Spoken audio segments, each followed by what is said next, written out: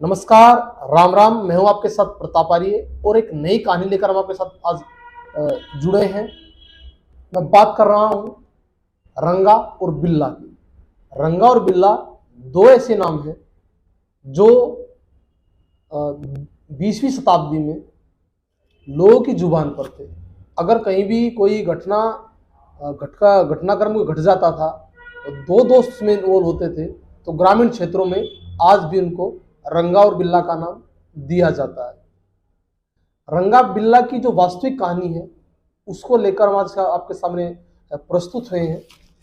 बात है सितंबर 1978 की, जब सबसे पहली बार रंगा और बिल्ला का नाम सुर्खियों में आया था। बताया जाता है कि बम्बई में एक चोरी घटना को अंजाम देने के बाद जब रंगा और बिल्ला के एक दोस्त को पुलिस ने पकड़ लिया था, उसके बाद रंगा बिल्ला मुंबई से इसलिए फरार हो गए थे कि ताकि पुलिस उनको भी गिरफ्तार न कर सके। इसके बाद रंगा बिल्ला देश के जो अलग अलग राज्य हैं, सबसे पहले गुजरात जाते हैं, उसके बाद वो राजस्थान जाते हैं, लेकिन दोनों ही जगह पर उनका मन नहीं लगता है। काफ़ी सोच विचार के बाद रंगा और बिल्ला, ये जो दोनों दोस्त थे, ये पहुंचते हैं देश की राजधानी नई दिल्ली में। मैं बात कर रहा हूं 16 अगस्त 1978 की। 16 अगस्त 1978 को ये दोनों लोग दिल्ली में पहुंचते हैं और वहाँ पर एक कमरा जो होता है उसको ये किराए पर लेते हैं और उस कमरे का 2 महीने का जो किराया है उसको ये एडवांस में मकान मालिक को, जो कमरे का जो मालिक है, उसको वो दे देते हैं और उस कमरे में वो रहना शुरू कर देते हैं।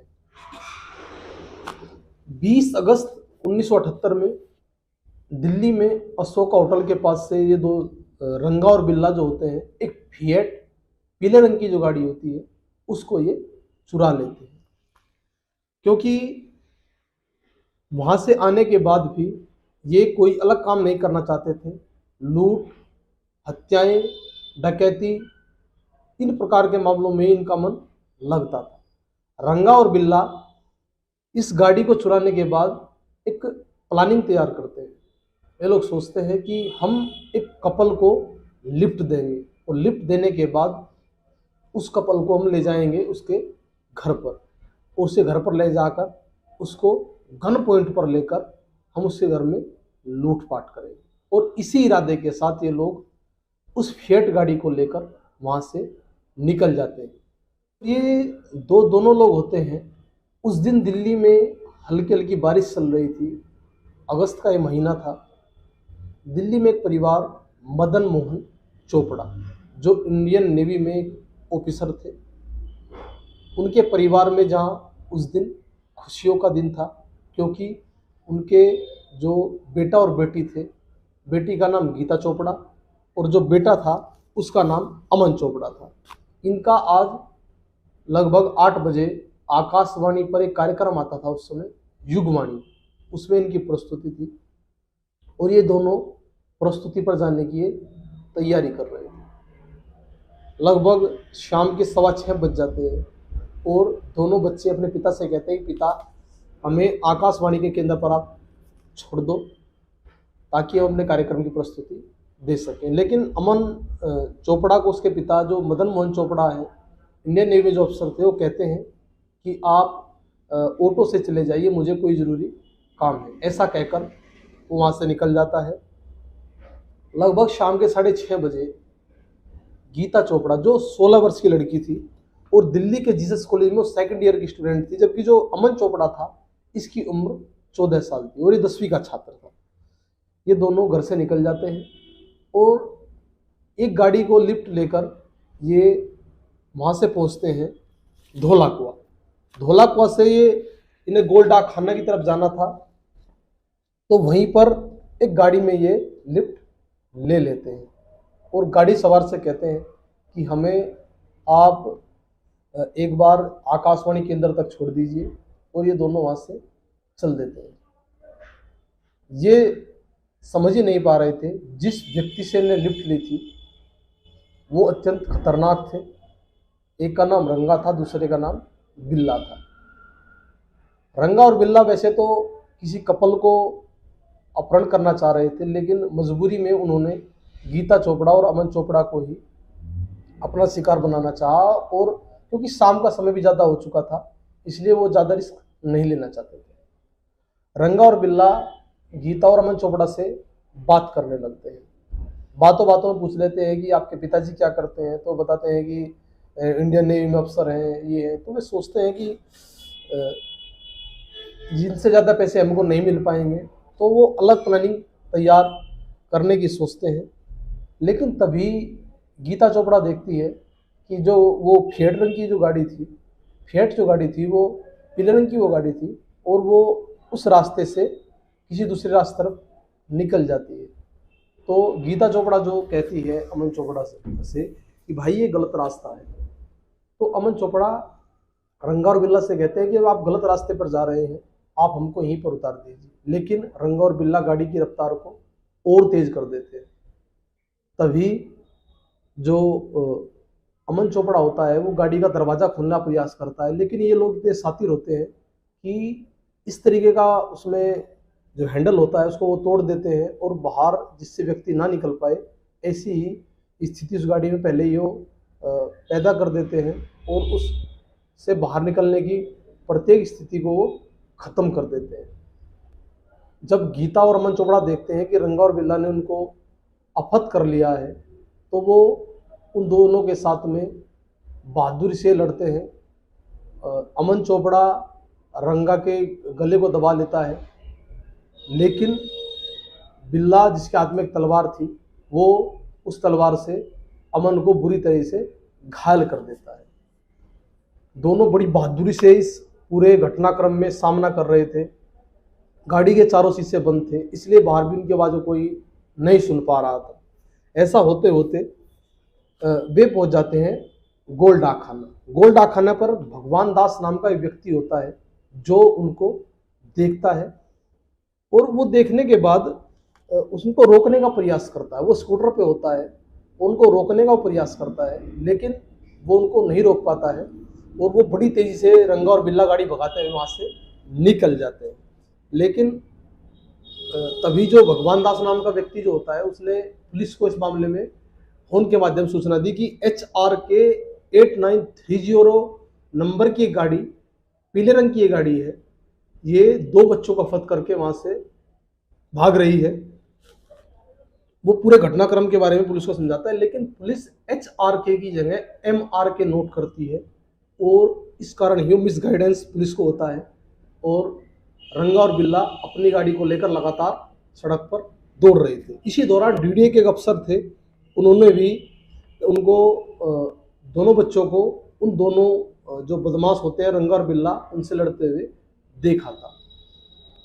राजेंद्र नगर पुलिस को तुरंत ही DDA के जो अफसर होते हैं वो सूचना देते हैं, लेकिन राजेंद्र नगर जो पुलिस थी वो इस पूरे घटनाक्रम को अपने अधिकार क्षेत्र से बाहर का बताते हुए पूरे प्रकरण से पल्ला झाड़ लेती है, और रंगा और बिल्ला जो होते हैं वेलिंगटन हॉस्पिटल से होते हुए उन दोनों को एक खाली सुनसान जंगल की तरफ ले जाते हैं, जहाँ पर जो रंगा होता है वहाँ वो तलवार के दम पर जो अमन चोपड़ा है उसको वहाँ से बाहर लेकर आता है गाड़ी से, और कहता है कि मैं आपको छोड़ रहा हूँ। गाड़ी से लगभग 100 मीटर की दूरी पर आने के बाद रंगा अमन चोपड़ा के गर्दन पर एक ऐसा वार करता है जिससे अमन चोपड़ा वहीं पर ढेर हो जाता है। लेकिन जो बिल्ला था वो उस गाड़ी में हथियार के दम पर गीता चोपड़ा जो थी उसके साथ बड़ी बेरहमी से बलात्कार करता है, और उस घटनाक्रम को अंजाम देने के बाद बिल्ला बाहर आ जाता है, और रंगा फिर उस गाड़ी में जाता है, और रंगा भी उस जो लड़की थी गीता चोपड़ा है उसके साथ उस बलात्कारी घटना को अंजाम देता है, और उन दोनों की हत्या करने के बाद उन सब को दोनों को वहीं पर फेंक कर वो वेलिंगटन हॉस्पिटल में वापस आते हैं। वहाँ पर अपना इलाज वो कराने लगते हैं। ऐसा करते करते लगभग 2 घंटे का समय बीत चुका था।